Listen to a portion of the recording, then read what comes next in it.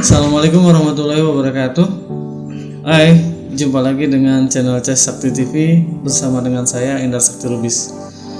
Aduh, mohon maaf nih saya agak sedikit ngantuk soalnya tadi malam lihat siaran langsung partai Magnus Carlsen melawan Bu Xiangzi, maka agak sedikit sembab, capek bos nonton.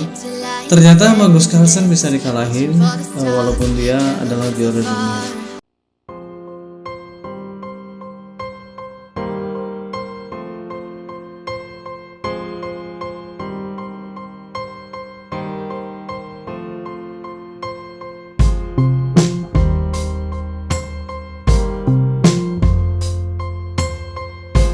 Saya juga tidak tahu kenapa seperti itu, tapi kita langsung saja lihat partainya kenapa dia bisa kalah. Sebelumnya jangan lupa subscribe channel Ces Sakti TV di bawah ini. Subscribe ya, jangan lupa. Langsung saja partai Magnus Carlsen melawan Bu Xiangzi di kejuaraan dunia catur tahun 2017 di Georgia.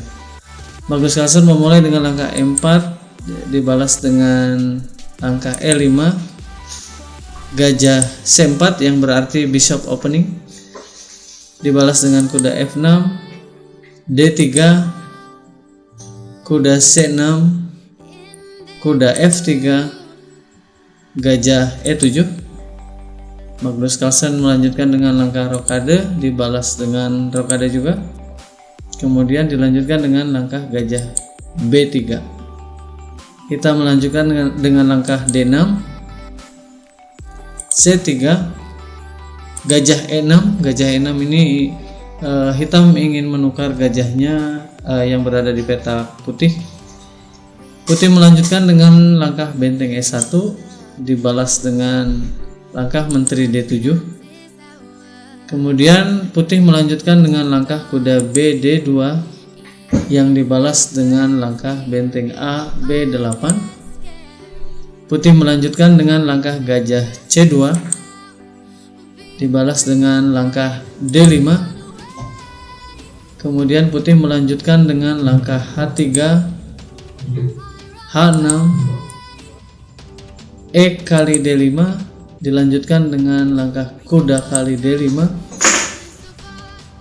Putih melanjutkan dengan langkah kuda kali E5 yang dibalas dengan langkah kuda kali E5. Kemudian langkah benteng kali E5. Kita melanjutkan dengan langkah gajah D6. Kemudian benteng E1. Pada posisi ini pembukaan jadi mirip sekali dengan pembukaan Spanyol Marsal. Hanya bedanya bidak putih berada pada petak H3. Sementara pembukaan Spanyol Marsal yang biasa bidak tidak berada di petak H3. Kemudian hitam melanjutkan dengan langkah gajah kali H3 yang cukup berani. Dengan pertimbangan hitam memperoleh ruang gerak buah yang lebih luas, sementara raja putih sangat terbuka dan mudah diancam. Putih melanjutkan dengan langkah G kali H3 dilanjutkan dengan menteri kali H3, kuda F1, kemudian benteng BE8 yang dilanjutkan dengan langkah D4. Pada langkah D4 ini seperti pengakuan Bu Xiangzi, dia memperhitungkan langkah gajah D2 yang menurut Bu Xiangzi lebih bagus daripada langkah D4 yang dimainkan oleh Magnus Carlsen. Tapi kita lanjut dengan langkah D4. Hitam melanjutkan dengan F5, langkah yang sangat bagus, menambah serangan di sayap raja. Putih melanjutkan dengan langkah gajah B3,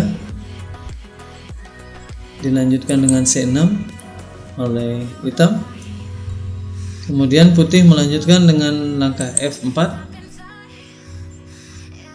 raja H7, gajah kali D5, C kali D5. Kemudian putih melanjutkan dengan langkah benteng E3 mengancam menteri hitam di petak H3.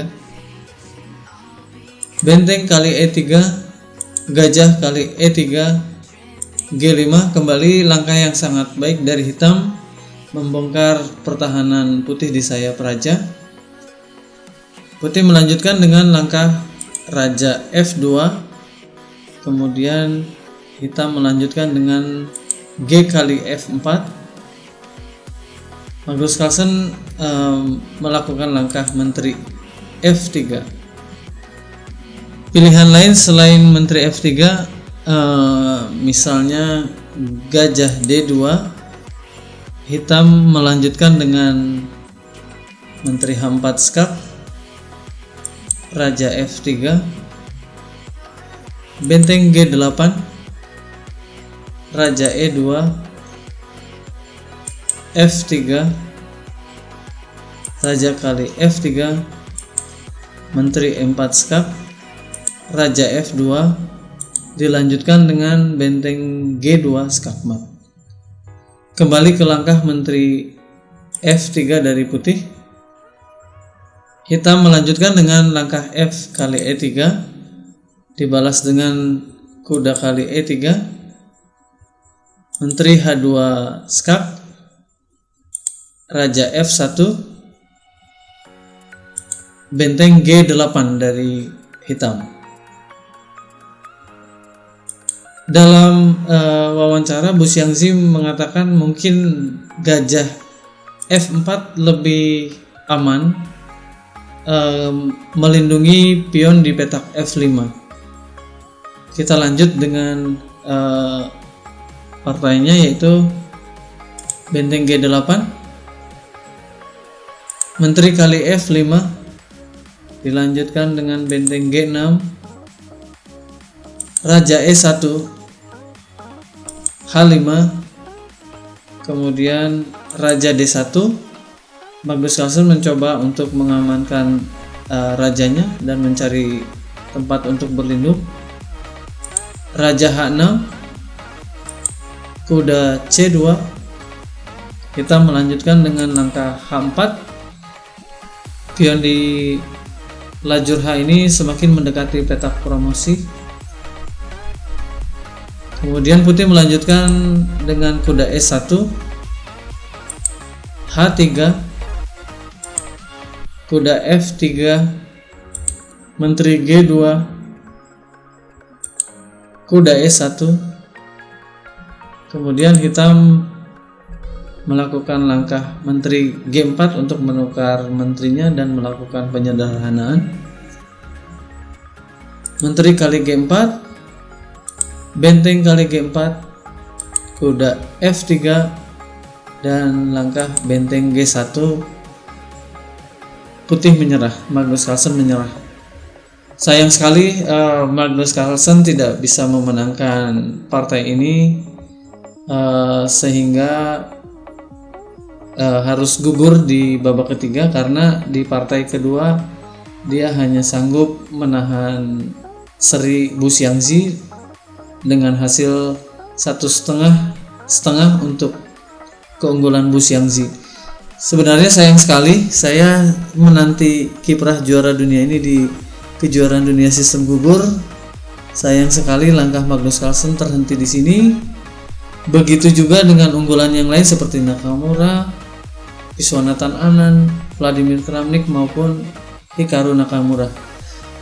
Ya, apa boleh dikata, mungkin partainya berguna buat teman-teman, bisa diulang di rumah dan dicoba. Semoga bermanfaat. Jangan lupa sekali lagi subscribe channel C1 TV. Sampai jumpa di video berikutnya. Wassalamualaikum warahmatullahi wabarakatuh. Ciao.